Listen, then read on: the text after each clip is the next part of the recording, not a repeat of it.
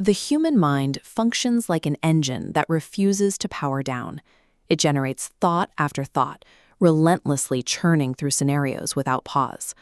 When it latches onto a fear, it enters a loop, stacking up anxieties, projecting past regrets, and simulating future catastrophes until the internal noise becomes overwhelming. By the end of a stressful day, we feel drained by the weight of treating every passing thought as a personal crisis. In this state, we are held hostage by our own cognitive output, unable to distinguish our actual identity from the things we happen to be thinking. Our instinct is to push back. We try to wrestle the mind into submission, using raw willpower or rigid focus to force the brain into silence. Commanding the brain to stop thinking is itself a thought.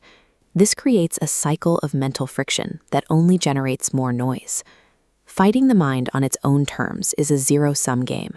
The tools used to build a prison cannot be used to escape it. Philosopher Robert Adams suggested bypassing this conflict entirely with a single disruptive inquiry. When the mind begins to spiral, Adams instructs us to ask, "To whom do these thoughts come?" The reflexive internal answer is almost always, "They come to me."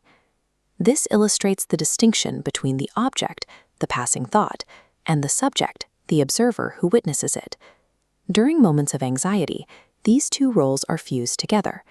We lose the boundary between the observer and the observed, leading us to believe we are the fear. Adams's question drives a wedge into that fusion.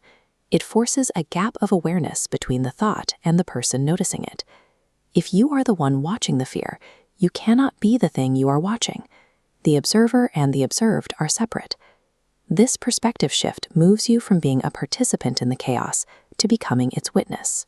The strength of this inquiry is not that it stops the thoughts, but that it pries our identity away from them. This is the context for the second half of Adam's advice. Be still and know yourself.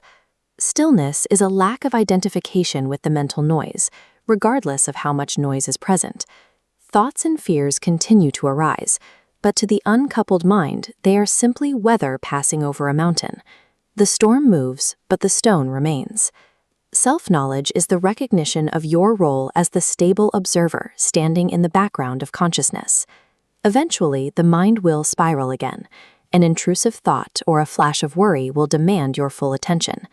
In that moment, do not try to suppress the thought. Simply step back and deploy the question. When you remove the anchor of identity, the thought loses its momentum. It becomes a passing event rather than a personal reality. Peace is found by recognizing